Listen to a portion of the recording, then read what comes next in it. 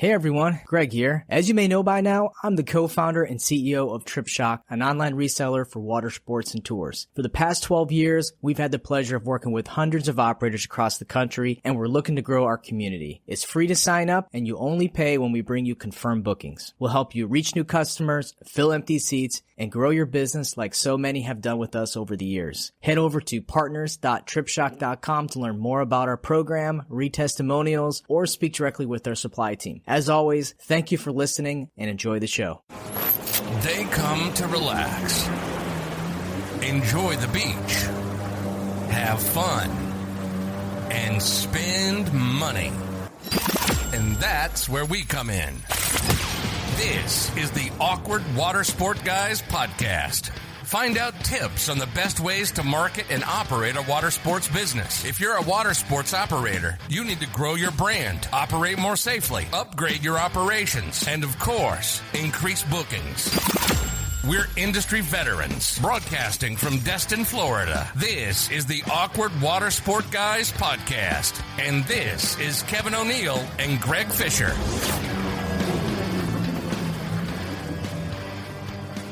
Hey everyone, welcome to episode 53 of the Awkward Watersport Guys podcast. Today we have Jared Broach from Eat, Drink, Scare. He's based out of Denver. He's the founder and CEO. He operates about 20 different walking tour, wine tour, ghost tour businesses all across the country. And fancy dog walking services as well. He gets for a price, he gets dressed up very fancy and walks your dogs. That joke will come to fruition later in the show. Yeah, but Jared Broach and fancy dog walking services. But why in the hell are we talking about ghost tours? This is a water sport podcast. The reason why I think we did this today is because Kevin met Jared in Vegas just recently. He came to me and said, you know what? Not every water sport owner just does water sports. A lot of them have different businesses. Maybe they're not in the same sector, but maybe they're service businesses, maybe they're restaurants. And I think we want to just branch off a little bit and talk about, you know, what other things that are out there for people who own water sport companies, because there's some similarities, especially if you're in a market that can do a ghost tour, a walking tour, or whatnot. So we just thought we'd just branch off and try something a little bit different.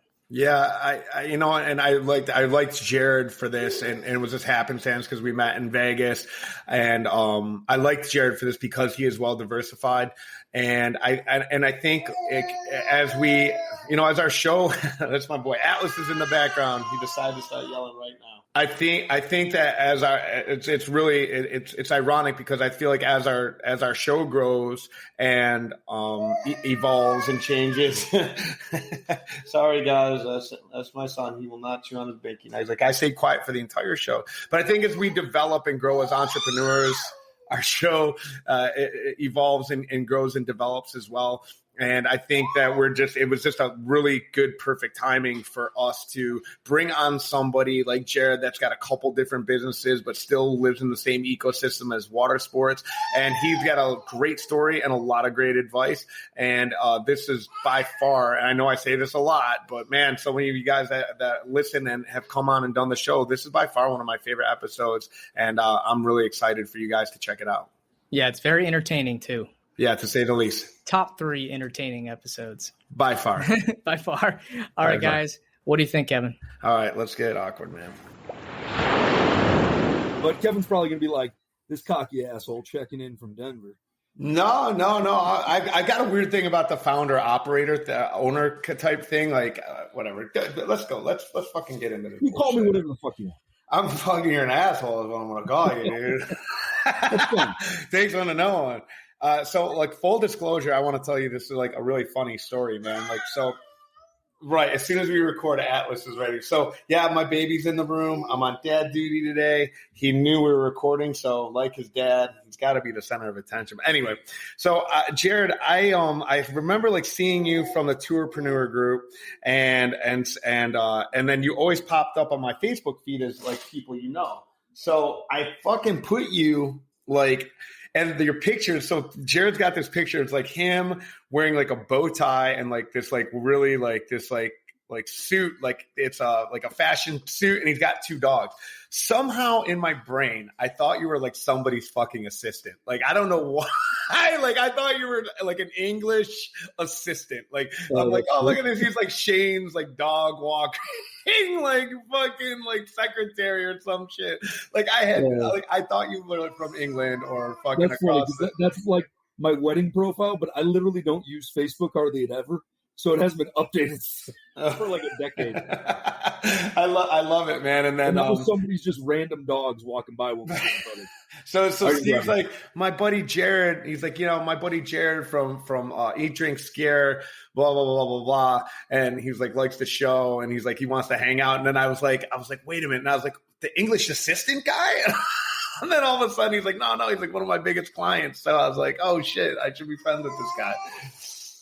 So anyway, yeah, that's how we unofficially met, was on Facebook. But then I was in Vegas over the weekend hanging out, and me and Jared like actually got to meet face to face. He's a fucking super interesting dude, and we didn't get into his story, and so I didn't ask him a lot about his story because I figured, fuck it, let's bring him on the show and find out, because he kept on saying all this super interesting shit like elevators and wine tours and ghosts and all this shit, and I'm like, man, I want to know more about this guy. So we just kind of partied together. I didn't ask him a lot so I could be surprised on the show. So Jared, welcome, man.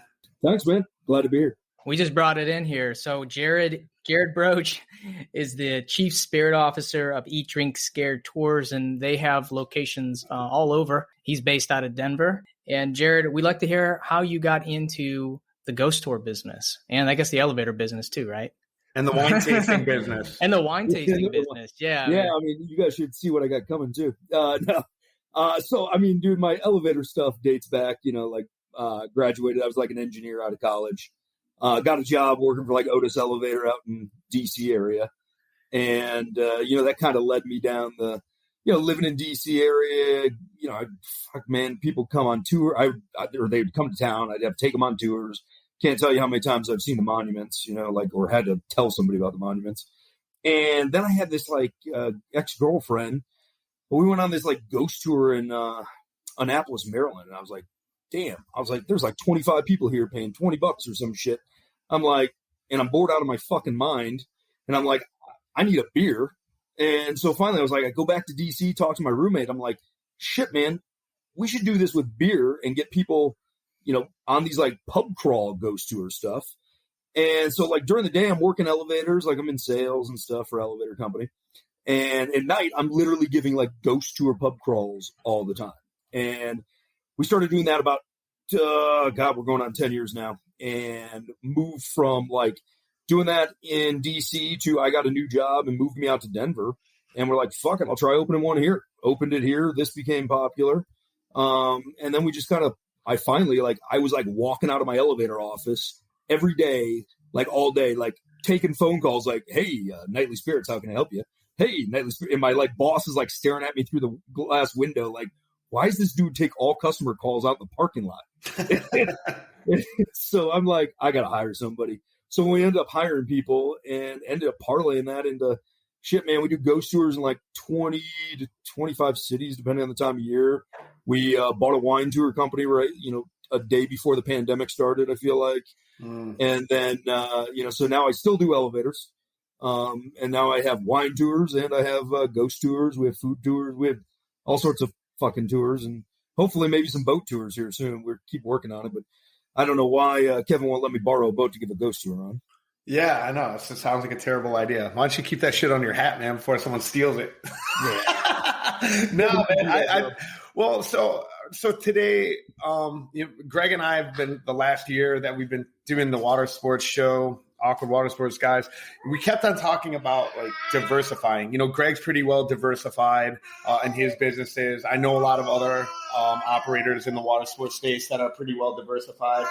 And we've just kind of been waiting for the sort of the right moment to bring on somebody outside of our space. And after talking to Jared, it's Jared's all about diversification. And I thought, man, well, this is like the perfect segue. Like, first of all, he's like my kind of dude. He's not all nerdy and fucking cool like Greg, all techie and shit. You know, he's like more of like a big, loud, boisterous, swearing guy. I'm like, we need one of these guys on the show. So, Jared, so what made you move from why wine tours from ghost tours? So, because these are seemingly two separate kind of tours. So, what made you want to get into wine?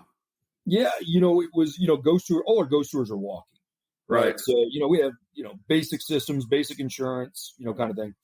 And we just, I was like, all right, we got to get in some other areas, other tours. I was originally looking to buy either a ghost tour or like a well-established tour company in a market that wasn't easy to penetrate, remotely. Like we were pretty remote. Like, I mean, we have like in the office, 5 people maybe. And we still run like all these cities. So we were like, I was shopping around for companies. I came across this one for sale and I was like, I like wine. It fit into my mold of like, we do our tours around eating, drinking, or ghosts, so and like we try to mix them all together. And so for us, it was like when we saw this for sale, it took us several months to negotiate, get the financing in place. And then we just pulled the trigger and then the world shut down. But it was different going into like the like bus situation. I'm talking like, the vehicles we bought were like 30 some passenger vehicles. So it wasn't like, it's 2 dudes driving a Suburban taking it around. It was pretty complicated. We got in maybe a little over our head. But luckily, actually, the pandemic kind of, we weren't super reliant on I like that for the name for a tour, 2 dudes in a Suburban. There you go, man. I just roll up on somebody. Yeah, actually, if they want to sit in the middle and then say, be like, hey, do you like skiing?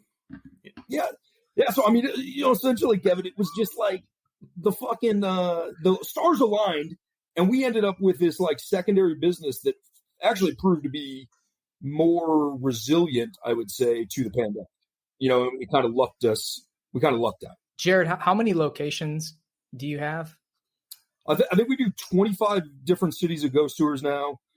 We have some others in development, and then we have 2 full locations of like bus vehicle, like our cable car wine tours brand.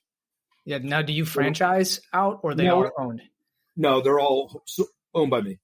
So I own them all. Wow. And we have about 35 like bus, like San Francisco cable cars. And how do you choose a destination? Well, the first so it depends on the ghost tour or the wine tour. Every business has different. Yeah, obviously for wine, we pick wine areas. They're well established. For ghost tours nowadays, we're in almost all the major cities. That we're very much a downtown kind of vibe. So we're not going to be in those like really remote, like, hey, you want to go back hunting in North Dakota woods, anything like that. That's not really us. We're more in the downtown. And so we just look for fun, vibrant downtowns that are conducive to our type of business. A quick question. You said cable trolley cars. That obviously San Francisco. Are you doing tours on? You're doing ghost tours on those, or are you doing wine tours on those? So we merged both brands. So we do during the day they operate wine tours, and at night they operate ghost tours. So we run like the vehicles do double duty. And that was, another way that we were really looking, with everything. We have like all these guides, all these vehicles, we're looking for how can we generate revenue 24 hours a day, right? If somebody take a tour at 2 a.m., I would give a tour at 2 a.m. So that's why, the ghost tours have merged into the wine tours, and we're trying to, and same with the food tours, really. We operate some specialty, like, dining in the vines and stuff like that series. And where people just we drive them around to different wineries and they eat, drink, and have a great day. So I got backup question. I got another. So what year did you get into San Francisco with the cable cars? So it wasn't, we got into, 2020 is when we bought the bulk of the cable cars. And that was that was an existing company, or you bought the cable cars and then? So we bought the wine tour and they had one cable car. And we bought that really March of the pandemic started, March 2020. So we bought that March 19th of 2020. We bought that whole company, and they had about 4 vehicles. And then in the middle of the pandemic, we found a deal to buy 30 or so out of San Francisco from a tour company that was running actual just day tours, not wine tours. on these around San Francisco. So we bought all of their assets for this part of the business and then transported them all over the country. Okay, so I'm sorry. I'm like there's a lot. There's so many questions, but so I mean, it just because it seems like I don't know how the hell what I put this to, because it just seems like it would be like the hardest market to break into. Like, oh yeah, man, I'm going to start a cable car tour company in fucking San Francisco. You know what I mean? It's like, oh, what was the fucking weed dispensary not available? Like, I mean, it just seems like it would be a really hard market. Like you have to buy something existing. It would be worth $1 billion fucking dollars. Like, how are you able to just take these cars, these existing cars, stamp your brand on it and get going? Like, was there regulatory bodies that you guys had to go up against? Like, it seems like it would have been a challenge, a huge challenge. Yeah, luckily in California, most of that falls in the state, not city. So once you're like essentially approved by the city or the state, which takes it took 6-7 months. A lot of that driven by the pandemic problems, but to get licensed, once you're licensed, then it's really easy to operate within the same state. And that's the same, our other location in Texas. It's really easy to operate pretty much anywhere in Texas once you have all the approvals.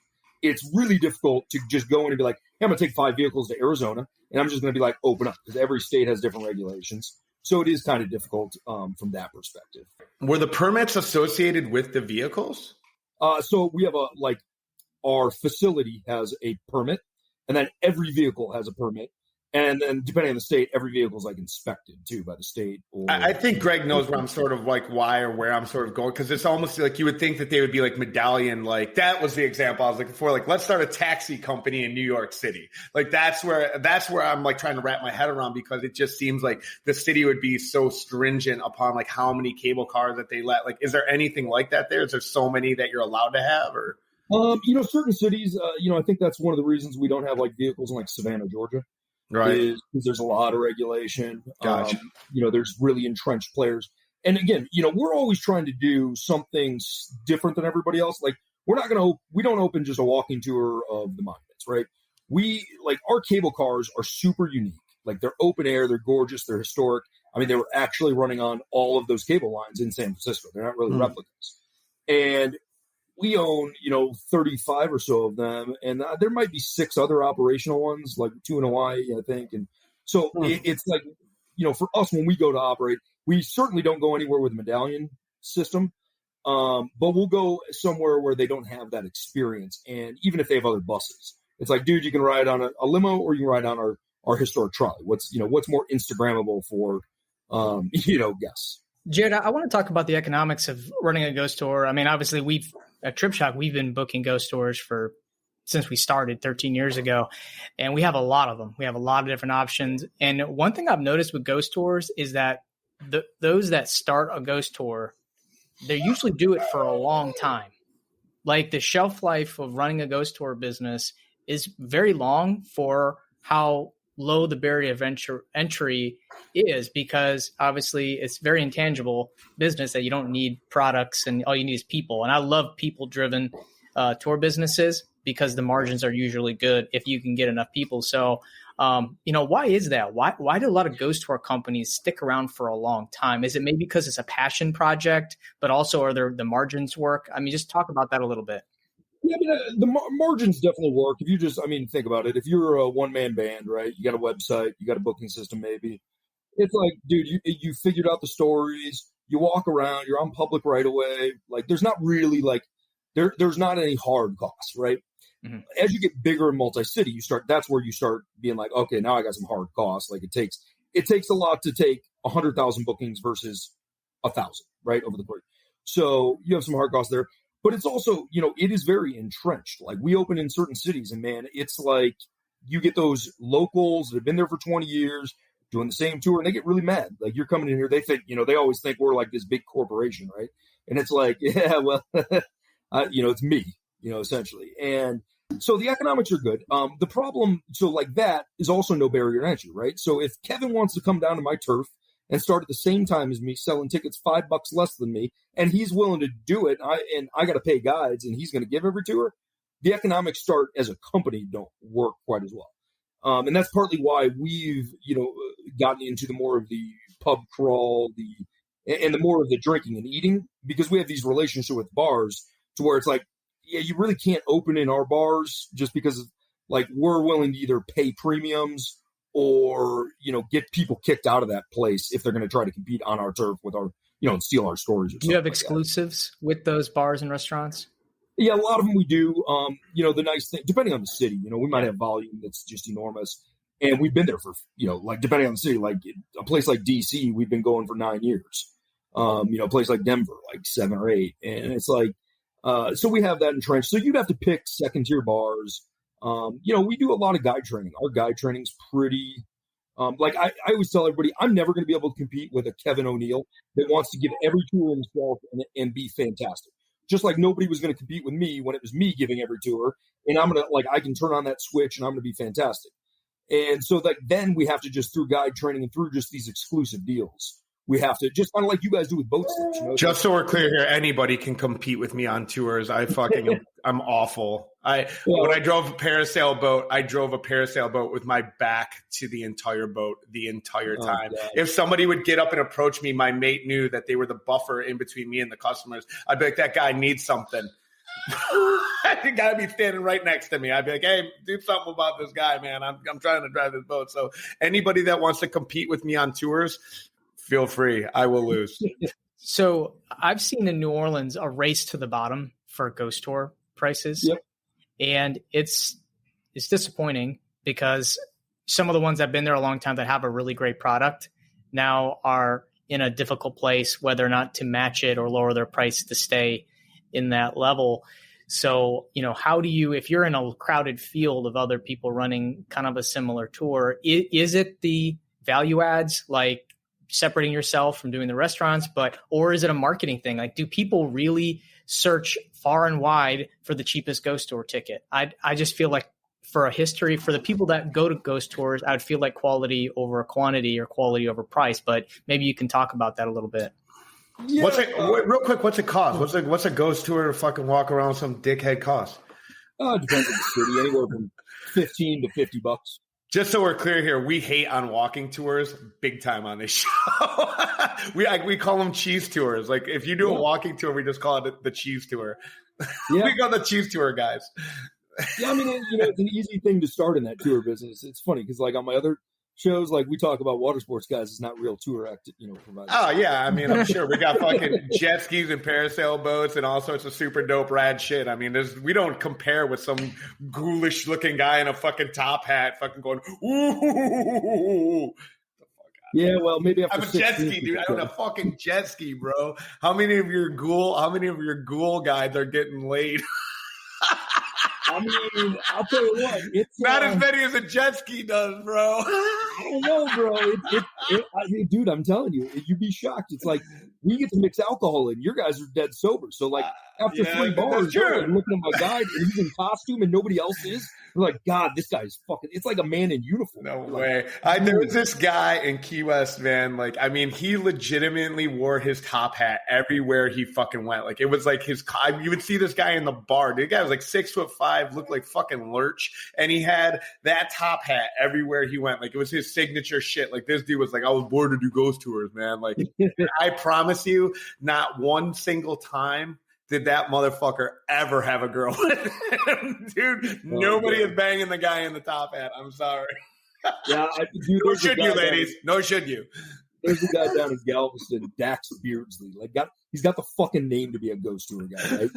And like his photo looks like he's fucking already dead, haunting the fucking guy. And I'm like, I'm not even opening here because I just don't even want to compete with this dude. Like, none of my guys are gonna look like this. So I have the $1 million question that everyone's probably thinking right now. Do you actually see ghosts on the ghost tour? So like if you look at our Facebook, like we get messages every day from people on ghost tours all over that have photos, see different shit. It just depends on the city and the kind of experience you're looking for. We're not. What do you classify as a ghost? Like, what is it? Like an orb, or like is it a feeling? Like, what do people say when they say, "Oh, we'll see a lot of like faces in windows, and that's what for us, like that's going to trigger like you get a post on Facebook, like we're going to share your story on social media when it's like we look at your photo and it's like, dude, that's a kid and that place is closed and we know it's closed. No, listen, it's the person on the tour with their own fucking dumbass fucking face in the reflection. You dumb bastard. Listen, as an aside, we're in Vegas and these fucking guys did not want to go to it was like this badass haunted museum apparently, but fucking Steve and fucking Ben didn't want to go to it because of the bad juju that fucking surrounded it. I'm like, get the fuck out of here, man. Like, I'll punch a fucking haunted doll in its face, man. There's nothing fucking, it's their own face. Oh, look, it's a scary face. Like, it's your own face, you ugly fuck. Like, come on. What are you scared of? You know what I'll say to that, Kevin, is every time something bad happens to a boat, think of what you did to that ghost in Vegas. Do you believe in ghosts? Do you really? I mean, I believe in like. You're full of shit. Don't sell right now. Don't sell. Up shit happens. I don't even like the karma aspect of it. I don't even fuck with this. I give you that. I 100% give you. We're not going to go into like awkward karma guys or whatever, but I do. I 100% believe you get what you put into this world and it comes back 100-fold to you. I do believe in that shit. 100%. That's my boy in the background agreeing with me. But yeah, as far as faces in the mirror, come on. So Kevin, you believe in ghosts? I just want. Do I look like I fucking believe in ghosts? I don't know. No, I don't fucking believe in ghosts, dude. Of course I don't believe in ghosts. I'm a fucking grown 42-year-old man. I don't fucking believe in ghosts. Do you? Me? Yeah. Yeah, I believe in ghosts. Boom. Trip shock if you guys ever go fucking IPO, man. Wait, say that after the fact and watch your shit fucking drop to the fucking floor. No, stop it. You believe in ghosts? Like booga booga boo ghosts? No, I believe in, the energy, like the energy field that a spirit can make. You guys want to see something awesome? Look at this. Hold on. Just look at this. So that's a ghost. That's a ghost and say, ooh. Now look what he's got, a little something extra right there. Oh my God. The ghost just got a boner. So Kevin's showing one of his tattoos of a ghost with a boner, and it's a sheet ghost, right? And he's like, woo, and he's real excited ghost. All I gotta ask is why. Because fucking how funny is that?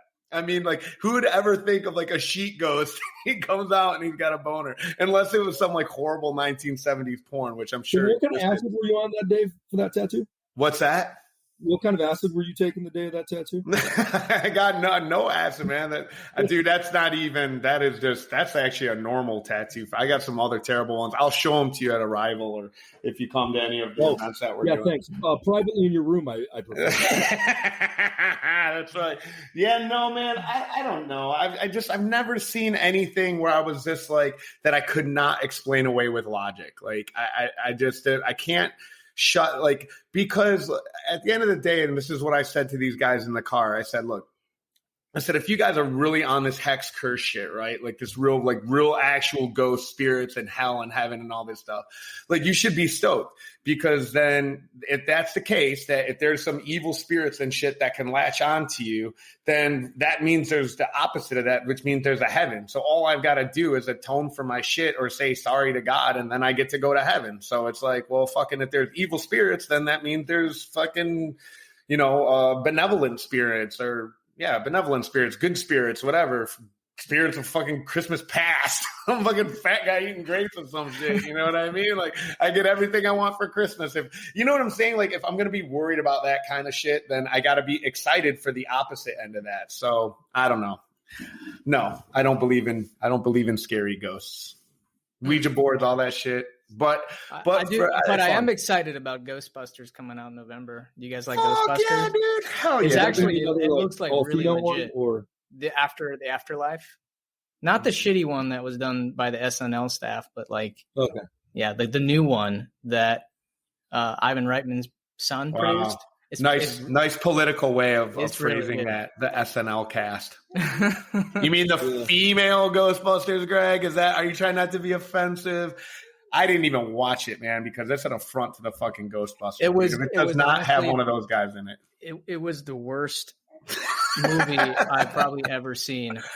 And it has nothing to do with female. It's a terrible movie. Yeah. And it just, it put like a black eye on the franchise. Girl Captain Marvel, I loved it, man. I thought Brie Larson was awesome. Fucking Rey, the Jedi, like I am not that dude where I'm like, I'm gonna hate on a female or like have something reimagined with a female lead. Like I know guys that are legitimately like hate on that shit. If it's a good movie, it's a good movie. That Ghostbusters was a pile of shit, man. Like that was an affront to everything that Ghostbusters is. So hell yeah, I'm excited about for that Men in Black International. That was it was pretty bad with Chris. It ruined like franchises. But Chris Hemsworth is such a beefcake, though. He's so good. Look, Kevin, I heard they have a casting call for you and me for Charlie's Angels. Oh, perfect. Hairy, big-headed, fuver bearded Charlie's Angels, man. I love it, man. Anyway, yeah. So getting back, how about this? So, has there ever been anything that happened on a tour where, I mean, legit, where you guys were like, "That's fucked, man. Like this is completely unexplainable. I cannot logic this away." Dude, I'm glad you asked that because I have one story from DC when I used to give tours. And we used to dress as like British redcoats walking around downtown DC. And, we used to have really authentic costumes. Except if you ever look at like Civil War, like authentic costumes, the like Union and Union looks like Confederates. And people were like screaming at us, like cussing at us, thinking we were wearing like Confederate uniforms walking around DC. So we did away with that and switched to like British redcoats. Well, there's a bar right next to the White House called Old Ebbitt. And I walked in. One of the stories was that the British redcoats, when they burned down the White House, would sit there at the bar that was there at that area, and they would toast to the burning of the White House and smash their glasses. And I walk in this bar, all full, red-coated, swagged up. I walk over to this bar, and they have glass shelves behind the bar. Literally, it's me, the bartender, my guests. All the glass shelves just smash, like bottles just straight down. And it was like literally 5 seconds after I finished telling that story of the British, like how historic it is there. And I'm like, okay, I'm not wearing my British redcoat uniform here anymore. Wow. Did you get some hella good tips on that trip or what? That was probably like a couple $100 a night. Wow. That's crazy, man. That's crazy. I was like, the bar told me it was about $1,000 in damage. So technically I lost $800, but no, were you like, no, it's fucking ghosts, dude. Stop having hauntings here and there won't be any problems, man. Yeah. No, it was funny. It was crazy. That was a wild time. So all right.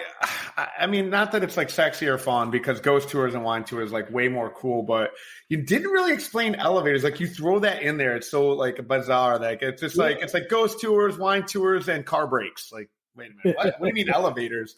What is the elevator deal? Like you still have this company?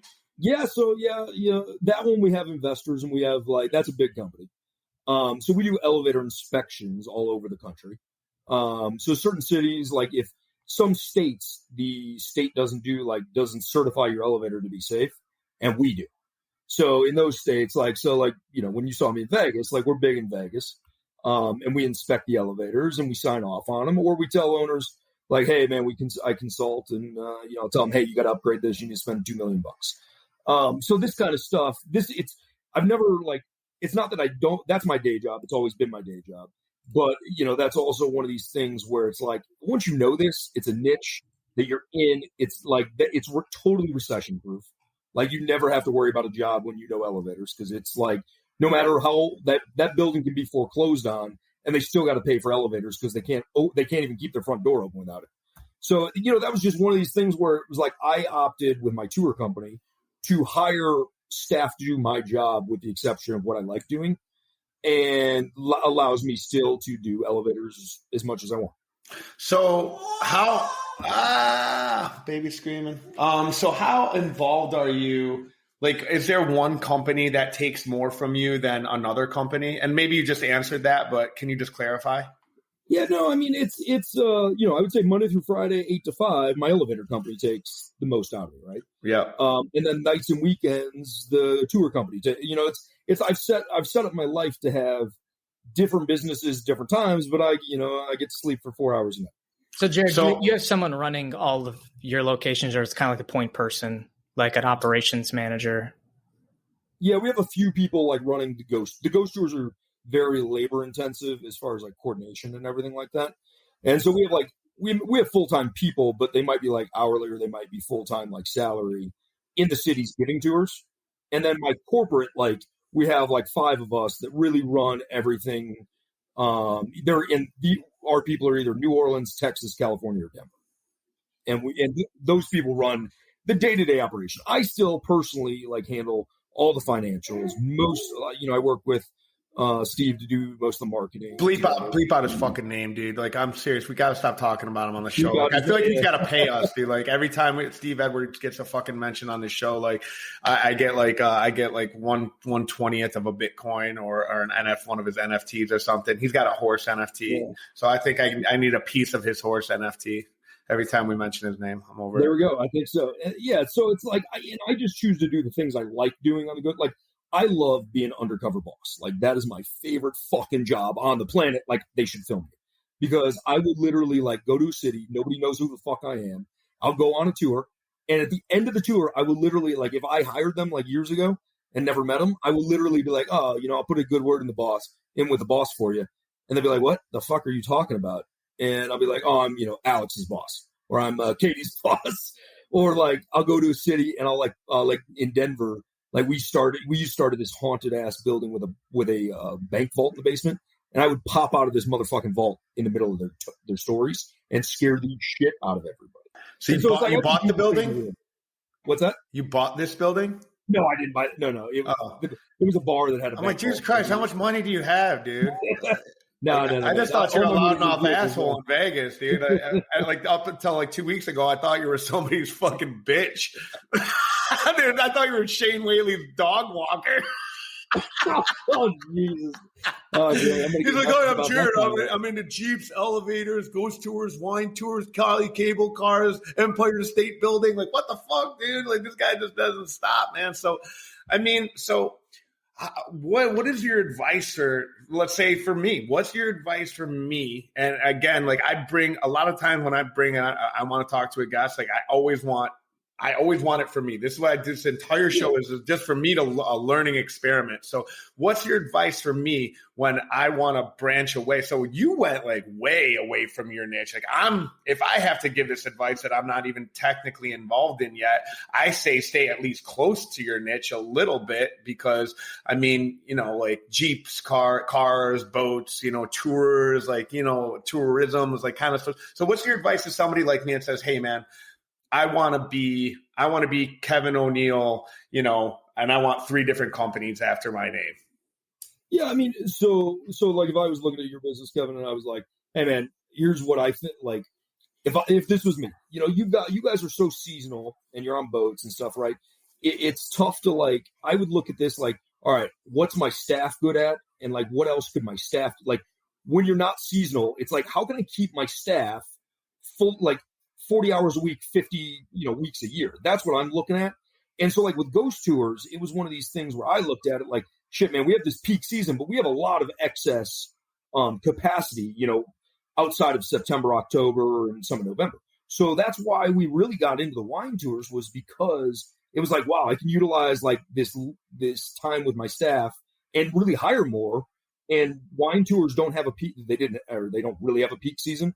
But that's where you like, if I don't know Destin all that well, but it's like, man, if you, something that's complementary to your business, like if it's, hey man, we also have a shuttle service from, the airport that it's not super labor intensive, but the dude that was driving a boat can now go drive a van and, those kind of things. So I'm looking at now, if you're willing to travel, like I'm willing to travel. So I travel, 100 and some flights a year. And, stay at a fucking, I feel like there's 300 nights a year, and I swear to God, I stay at 700 nights in hotels. And, it's one of these things where it's like, when you're willing to travel, like, like if I was you, I would, like, if I'm Kevin O'Neill, I'm like, man, I can figure out how to open a snowmobile company up here in Colorado. And, I'll come up here during the winters and I'll, and that gets harder, as you have a family, obviously. But, that's what I'm looking at, is like, how can I stay in that niche where the people I have literally follow me around and do, and they bought into this. Hey, now they got full-time jobs. They get to do stuff they love. And we now run 3 different companies that all relatively similar. Now, let me ask you a question about that. because I didn't know anybody, like, it's really funny. Like, it's like I almost have to look in my mirror and ask myself this question. But when I started Destiny Water Adventures, I didn't know a soul, a scary soul. Ghost tours, I'm sorry. Anyway, I didn't know anybody here. I came here and I was like, oh, I can start a water sport company here. We both have that same head size about what it is that we do. I can fucking start a water sports company anywhere, like put me there, fucking put me on a boat. I'll fucking make it happen. So, so what's your advice then to how do you walk into a market where you don't know anyone from anywhere and then just go and compete? I look at it from what do I like doing? And I feel like I have a majority opinion of like, hey, if I was going to Destin and I went out, like I think we talked about this, like one of my favorite like experiences, and I am one that does not do tours or experiences, like in general. Like I'll go ziplining in Hawaii, or I will go, I'll go down to Key West. I do the jet skis around, around the island. And that's like my favorite thing to do. I will do that every time. Right. But you will never see me on a freaking bus going a double-decker bus going around New York City, even though I own tons of it. Right. Just like I would never book a ghost tour. But it's like when I go to a city and I don't know things, I will do those. I will do ghost tours. I will do some of that stuff. I'll explore. And I'll see what I like. Like if I went to Portland and I was like, this ain't my vibe. Like it's everybody called it a Denver, and we were looking to do ghost tours there. We were looking to do, and I was just like, I can't figure out what would be fun here for people like me. And that's just what I look for. Jared, I was going to ask you before, but out of all your locations, what do you think the best ghost tour destination is in the country? It's toss up between Charleston or Savannah. Depends what you're like. Savannah has open container. You can walk around. Charleston doesn't. It's a little more uppity. But those like the historic nature of the tour, the ghost stories. Who's the biggest market? Who's the big dog? Who's the big dog market? Like gross, would you say? I already think I know, but it's probably New Orleans. If I had to, like, we have different market numbers that we've run. New Orleans is just got more operators. Are you in New Orleans? Yeah, we're in New Orleans. We have actually a physical location. Like we're a block off Bourbon Street. Wow. And like we never did. I don't think I ever answered your question earlier about like that race to the bottom on pricing. In New Orleans, and that is true. Like everybody gives tours in New Orleans. It's popular, but it's like when you don't have to invent the market. Like if I want to open a tour in Wichita Falls or something like that, I got to invent the ghost market, right? People do not go to Wichita Falls and like, I'm going to go on a ghost tour. They go to New Orleans. They're like, I'm going to go on a ghost tour. And so then it's just like, how do you get in front of them? And that's just, a combination of digital and retail, and like the race to the bottom, I think is a lot of like people that don't have like an actual location in New Orleans and they're just meeting at a corner and just doing their thing. And it's, we still run some operations out in New Orleans that support our other cities. And so we're, if I lose $100,000 in New Orleans, I don't really care. Yeah. Their price is built into their marketing. Their marketing is low price and it's not necessarily a good tactic long-term, maybe to get some customers in the beginning and build a reputation. But I don't know how you can build a reputation with a bunch of cheap customers. This doesn't matter if it's ghost tours or water sports. And what you said about inventing the market, Kevin invented the market when he did his day of play. And I think the first year he was just really figuring out, it was that second year when things really popped off, because it takes time to invent the market with the new product. So you have to like give yourself 3 years before you can really understand like what the demand is. It's a difficult thing. You got 3 years is. I feel like, Jared, tell me if I'm wrong here, but can you invent a ghost tour market anywhere? There's definitely some things you need. You need like history. You need history. You need historic area. You need something fun to walk around to. If it's a walking tour, if it's drive, you could probably invent a driving ghost tour. But listen, like there's people that have just a haunted house and they've made just their house, right? And that's the destination. You look at one of the other ghost tour companies. I think owns like the Molly Brown house up in like Massachusetts, and that's just a destination. And so yes, you can like, but that like that's more of like you have to invent a destination for people to come. That's really difficult. That is like, because nobody's going to believe that ghosts started haunting this place in 2021, right? It's just like, oh, grandma died here last year and now it's haunted. Oh, COVID. I don't know, man. Fucking pandemic wiped out a lot of people, man. I mean, the other, I mean, I've always toyed with, like, it's like, all right, can I hire somebody to murder 12 people after I buy the house? Oh, fuck me, man. Oh my God. Well, man, like a lot of times we hope to go into a show with a theme, or a theme gets brought out of the show. Man, this one was just, I love it. I think our listeners are going to really fucking love it, because it just, man, it's really, man, your story is crazy, dude. Like, I feel like this show could go like another hour and a half, no problem, man, because you just, I mean, God, man, you do so much, dude. It just, where do you, I don't know, and I don't want to keep it going, but like I do. So like, if you're still like on the ground floor, like I learned this year, we sort of talked about it in Vegas a little bit.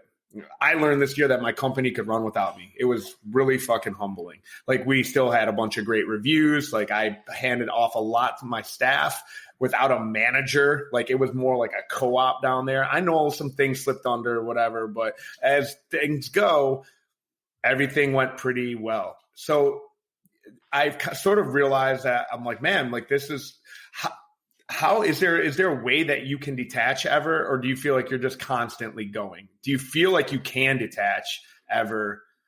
How do you detach?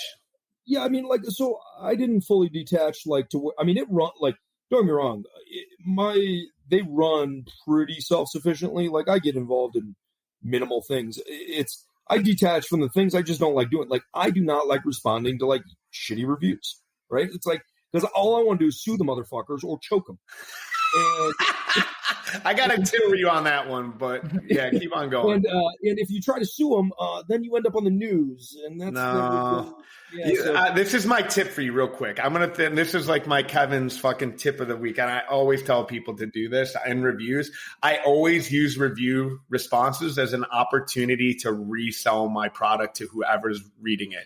So what I do, and I don't know, I don't work for Google, so I don't know if this actually works, but I will use long tail keywords in my response. So it is my fuck you to them, right? So I'll be like, hey, thanks for renting, or thanks for coming out to Destiny Water Adventures and renting a boat in beautiful Destin, or renting a boat in Fort Walton Beach, or choosing our Crab Island boat rental. So I'll use an SEO keyword search term, and then I'll say a whole bunch of great things, like typically, so I will actually pitch who's ever reading that response back to them, like, hey, blah, blah, blah, sorry, reach out if there's any way we can make things better to you, da, da, da, da. So I still address their concerns in a very minute way, but it's my very favorite way of saying fuck you. I just turn my response into a fucking commercial.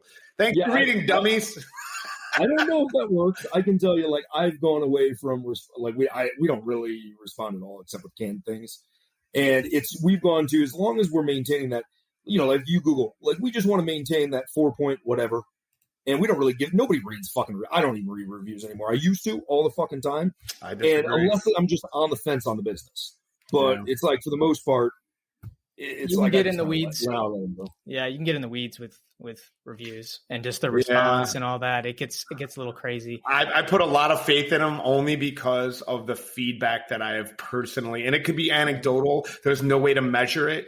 But I mean, I had as an aside, my mortgage guy that I was just talking to the other day, because he was just whatever, the guy bought my house, we're looking at another property or whatever, and he was like, man, he was like, people fucking love you. I'm like, what are you talking about? There's like the reviews, your company has such glowing reviews, and then you're mentioned personally, and I'm like, you're reading the reviews of my company, and I know people do read reviews, but I have had that thrown back to me so many times, and I put a ton of stock, and I do all the responses, and I never can them. I always answer them. Like, I try to answer them, like, honestly. Like, sometimes I'm just firing off, but I try and, like, and again, Greg, I guess we'll get into this at the event, but I do put a lot. So when we talk about ghosts, right, we talk about karma, I do believe that there is an interwoven connection of things that happen And I definitely see that in your company culture, the relationships you have with your employees, the relationships that they have with their customers. I believe that this is all connected. I believe that there's an ecosystem to your company culture, and there's a connection to your customers. And I think that it happens at every single level at different varying degrees. So I think it happens in your reviews. I think it happens in your ad copy. I think it happens in the text in your advertising. I think it happens with the interplay between your customers and your employees. And I think that every company, like Apple, will forever be embedded by Steve Jobs. Like GM will always be, like these companies will always have their founders' mark and an indelible mark left by the founder of that company. So I think it happens everywhere, and I never treat my shit like a commodity, even if it is. We're wrapping up here, but before we go, I want you to tell our listeners what you think are some really great qualities that make what makes great entrepreneurs. Yeah, I mean, for me, at the beginning when you're first starting, customer service is the number one. Like, when I'm building a business, you can get complacent. Like I would not call, like I got complacent in my customer service because you get bogged down by all the negativity. The one negative person disregards the 100 great people. And so it's like when you offer just excellent customer service, I don't care if you rent a boat or anything like that. It's amazing. It's just those, same reason that Kevin leaves keywords in his response. It's like you just never know when that's going to come back and give you great things. So like an entrepreneur has got to have the work ethic, but it's also, you either, if you can't, I can't tell you how many businesses, especially restaurants, and I always look past service at restaurants that have just great food, but Jesus Christ, that fucking chef or the front of house or the employee's daughter or whatever it is, has like just terrible customer service. And you're like, all right, food is only worth putting up with for so long, right?